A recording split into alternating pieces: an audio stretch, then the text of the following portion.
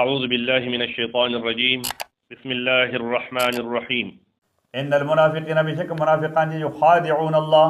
دی دوکه کوي د الله تعالی سره په خپل خیال کې وهو خادعهم او د الله تعالی بدله ورکوونکی دوکو د دی یا تدبیر کوونکی د دی سره و اذا قاموا کله چې دی ادریږي الی الصلاة مانځته دا منافقان قاموا کو صلا دی ادریږي خو په ناراستیا سره یراون الناس او دی ریاکاری کی خودنه کوي خلقو ته خپل عمل خلقو ته کوي ولا یذکرون الله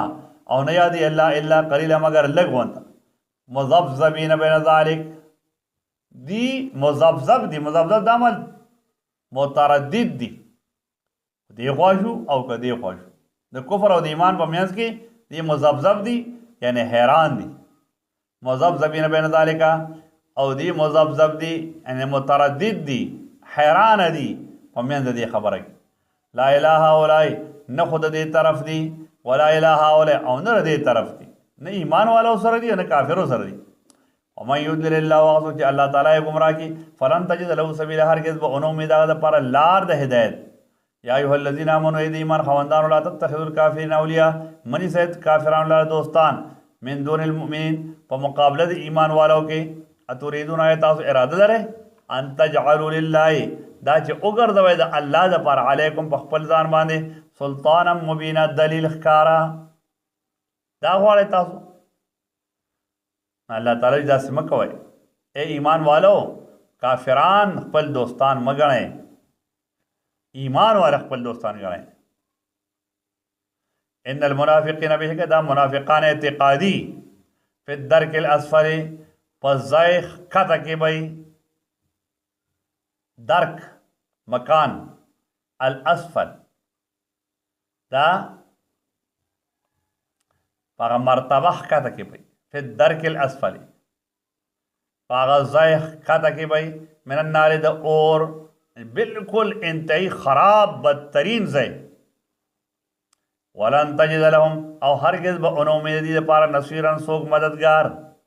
الا الذين تابوا واصلحوا مگر هغه کسان چې توبه یې ویسته اصلاح د خپل عمل وکړه واعتصموا بالله او عمل یې وکړو په دین د الله تعالی یا په توحید د الله واخلصو دینهم خالص یې کړ دین خپل یعنی خپل عمل لله خاص د الله دپاره د ریا نه خپل عمل بچ کو اولئک دا کسان مع المؤمنین دی بدم ایمان والو سره ملګري وسوف یؤتی الله او زرد چې وربکې الله تعالی المؤمنین ایمان والو ته اجر عظیم اجر لوی ما يفعل الله بعذابکم نو څه کوي الله تعالی په عذاب ستاسو ولې د الله دا شوق دی چې تاسو له عذاب درکړي نه الله ستاسو په عذاب څه کوي ان شکرتم که چېرې تاسو شکر ویستو شکر مو ادا کو وامنتم او تاسو ایمان وروړو په الله باندې د الله په پیغمبر باندې او په قرآن باندې ادې په احکام وکان الله دې الله تعالی شاکرا علیما شاکر په معنا د قدردان ایا په معنا د قبلون کی